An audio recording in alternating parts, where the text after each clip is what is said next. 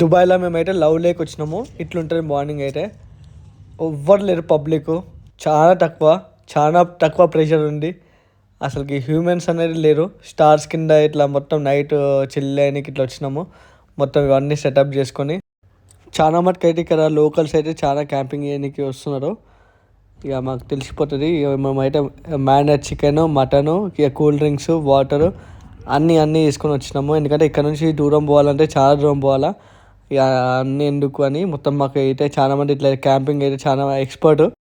మేమైతే స్పీకర్ తెచ్చుకున్నాము. స్పీకర్ అయితే ఆన్ చేయలేరు. మొత్తం మంచి ముచ్చట్లు, ఫ్యామిలీ టాకింగ్స్, ఎప్పుడెప్పుడో జమానా మాటలు, ఇప్పుడు లైఫ్ ఎట్లుంది, ఈ ఫ్యూచర్ ఏంటి, ఇవన్నీ మంచిగా చేసుకున్నాము. ఇంత ప్రెషర్ అనిపించలేదు. పీస్ ఆఫ్ మైండ్ అయితే దొరికింది. ఇక మనమైతే అప్పుడప్పుడు ఇట్లా పోవాలా క్యాంపింగ్. అట్లీస్ట్ నెలకు ఒకసారి పోతే మనకి అట్లీస్ట్ హ్యూమన్స్తో మాట్లాడచ్చు.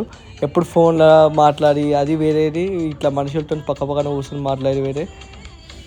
చిన్నప్పుడు ఎప్పుడో ఒక స్టార్స్ ఇట్లా మూడు కింద వండుకునే రోజులు ఇప్పుడు మళ్ళీ అదే గుర్తుకొచ్చింది. ఇక చాలామంది అయితే అదే అన్నారు ఇక్కడ కూడా. ఇక మంచిగా ఫ్రీగా మాట్లాడిన ఫ్యామిలీతో. ఇక నైట్ అయితే వెళ్ళిపోయినాం. ఇక ఎర్లీ మార్నింగ్ అరౌండ్ 4 to 5 మధ్యలో వెళ్ళిపోయినుండే. ఇక ఆల్మోస్ట్ ఇదైతే దుబాయ్లోనే ఉంది కానీ అలైన్కి దగ్గర ఉంది.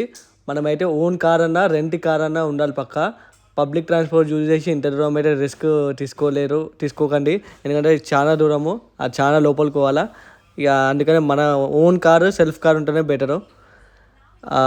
ఇట్లా ఎంజాయ్ చేయండి. ఇక సబ్స్క్రైబ్ అయితే చేసుకోండి. ఉంటాం అలా.